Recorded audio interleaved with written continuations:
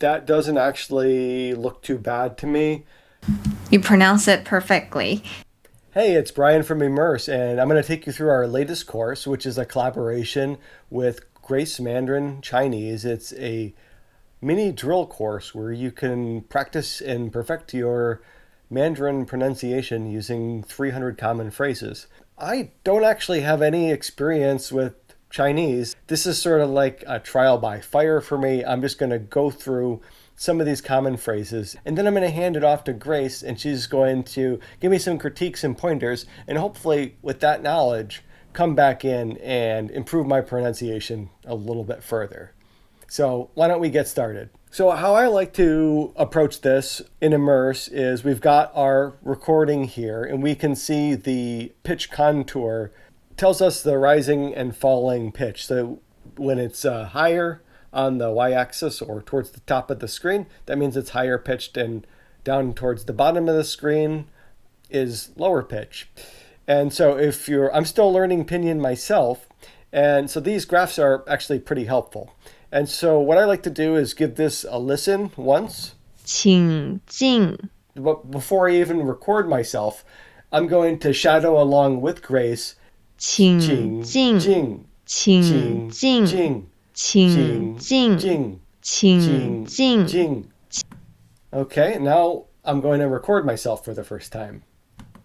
请进请进 And so, looking at this graph here, I can tell right now that my pronunciation of "qing" was off. So I'm going to try to pronounce that so that I produce the falling tone like is in the graph there. You actually pronounce 进 really well, so don't worry. It starts high and goes down, which you have done pretty well here. You can see that the first character is in the third tone and your third tone is low, so it's perfect. And the fourth tone starts with a high pitch and then falls down, which is also very great and natural. So I think you mastered this phrase, especially the tones of this phrase. I really like that when you use that looping features and then practice along with me and then record your own pronunciation. That's a really good method. And here's another one. So let's listen to this one. 那就好那就好 And sometimes when you have this particular tone, because it's a lower tone, you may have segments missing. I think there's one main issue here. So the thing you need to focus on the most is the relatively pitch high. The third tone should be relatively low compared to other tones in most cases. So here you can see my third tone is very low compared to previous tone. 那 and 就 both have the fourth tone. So they start at a high pitch and then fall down. It should be 那就好 It's low tone. So the third tone, it's important to see the relatively pitch high. It should be relatively low. Here, your third tone is too high. 谢谢你 That doesn't actually look too bad to me. You pronounce it perfectly. So here you can see that the fourth tone start high and then going down. 谢谢 neutral tone, light and short. And then third tone is just a low tone. So here you're actually do it perfectly. 你好 你好 I feel like I've got the portion where it's trending trending up and then falling. The graph doesn't look quite the same. I'll try it again a couple times, and well, I'm interested to see what Grace says about this one. Okay, if you look at your pitch pattern and mine, you might think they look a bit similar, but there is a main issue here is the third tone, the starting point. You can see mine is much lower, whereas yours is a bit too high. Mine is like 你好. So the second character starts low. The pitch should be relatively low. So when you are practicing this phrase, you can focus more on the pitch height of the starting point of the third tone. 没问题. So looking at this curve here, you can see that I'm trying to get the pattern, but really I need more variation in my pitch. Yeah, you're right about you need more variation in your pitch. Here, the first character has the second tone, so the rising should be enough. You should rise more may, and then second character has the fourth tone.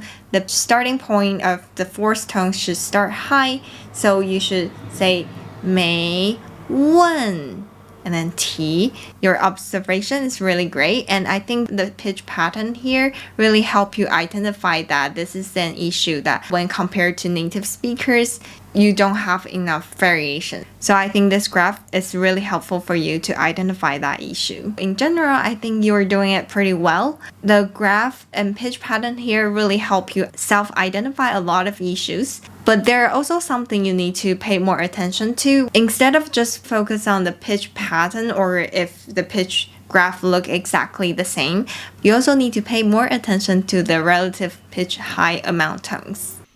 So it's a couple days later and Grace has given me some feedback about my pronunciation. I haven't practiced too much more since my initial attempt, but based on Grace's feedback, what I'm going to try to do is make sure that the start and end positions of my tones are correct. I'm still pretty new at Chinese, and that wasn't really something I was paying too close attention to. So I was able to find this chart, which visualizes the start and end points.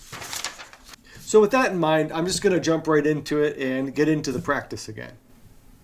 Ni hao, ni hao, ni hao. So we can see there that I'm still having that same problem. You just gotta work at it, and these tools can help you do that. And what I was doing the other day is I was just focusing on the vowel sounds, and then from the vowel sounds, I went and applied the consonants. So I'm going to try that again. E, ow, e, ow, e, ow. And that actually, the last attempt there, that seems quite a bit better. Yeah, actually this time you're pronouncing the tones pretty well. You can see that here the first character is rising, and then the second character is relatively low. If compared to your previous attempt, it's much lower here. So this one is pretty good. Ni hao, ni hao. Yes, these are perfect. So you say ni hao. So after you practice with only vowels and you actually master the pitch, and now you apply the consonant and you are pronouncing it really well. Ni hao, ni hao.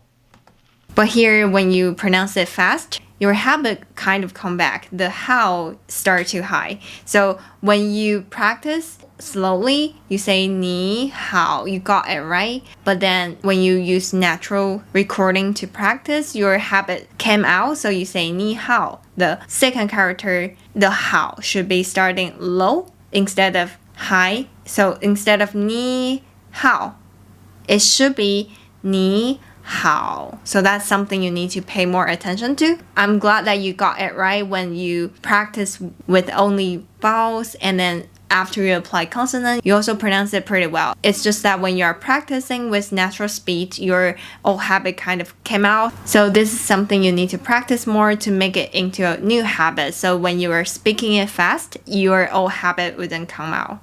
Well, that seems like a pretty good place to end things. By using the tools within Emurse, I was able to visualize and assess my pronunciation and make some incremental improvements. Thank you for the personalized coaching, Grace. Tools like this can be so valuable for language learners. They really help me with my Thai pronunciation, and I think they'll help you improve your Chinese pronunciation as well. So if you haven't seen Grace's course yet, check that out. The link is in the description. And of course, ring the bell and subscribe for more content like this, and we'll see you in the next video. Cheers!